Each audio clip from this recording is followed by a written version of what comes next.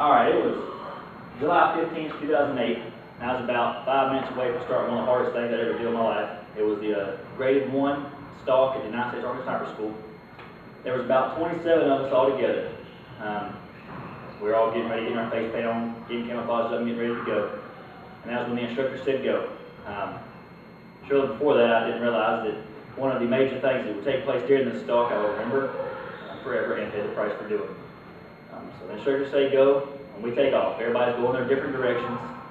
We're all camouflaged up, sneaking through the woods.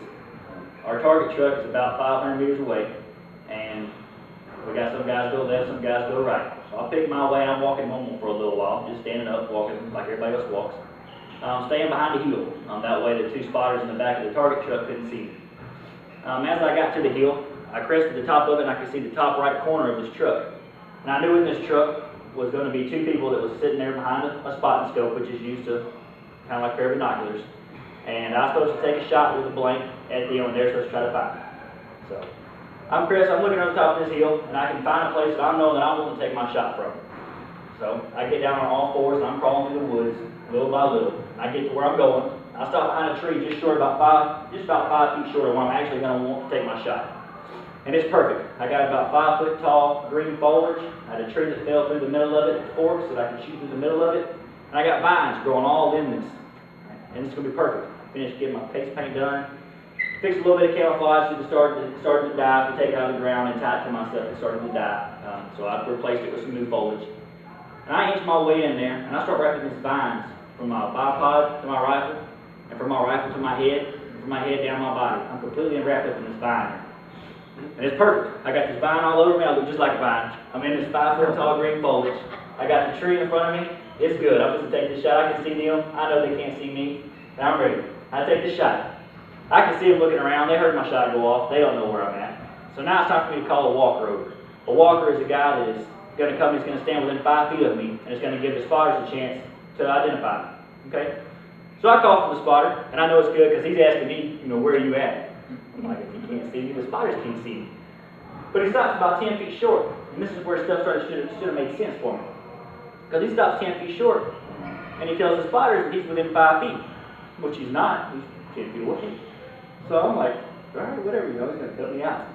So the spotters, they try to find me, and I had to identify a letter that they held up, just so I can prove that I actually did see them. I identify my letter. They tell me good shot. Now the spotter, or the walker, he's supposed to come over and check my scope, make sure that I did a few things proper. And he just tells me from 10 feet away, good shot. You're good to go. You passed. Go ahead and hit back. And I thought it was kind of odd that he never got within 5 feet like he was supposed to, and he never came to check the scope like he was supposed to. Like, whatever, I got my grade 1 stalk. It's the hardest thing I had done in my life, especially in the military.